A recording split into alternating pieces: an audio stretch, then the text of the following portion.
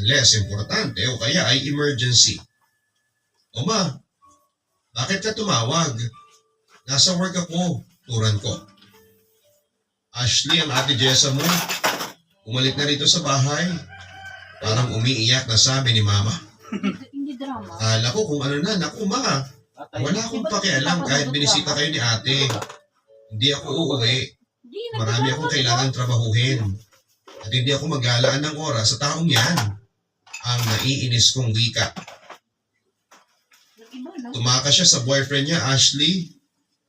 Bukod sa may ibang babae yung hayop na lalaking yun ay binububog pa si Jessa. Puro pasa at sugat nga ang kapatid mo. Iyak siya ng iyak at hindi makausap. Gusto lang na mag-isa palagi, ang sabi pa ni mama. Anong gusto niyong gawin ko? Tanong ko. Baka naman pwedeng umuwi ka muna rito sa atin. Baka malaki ang maitulong mo kapag nagkaayos kayong dalawa. Sobrang lungkot niya talaga ngayon, anak. Pakiusap pa ni mama.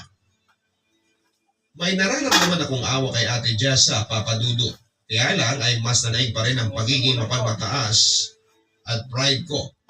At sinabi ko kay mama na hindi sapat ang nangyari kay ate para magkaayos kami.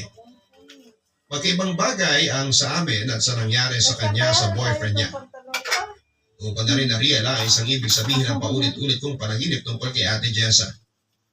Ibig sabihin pala noon ay kailangan talaga niya ng tulong.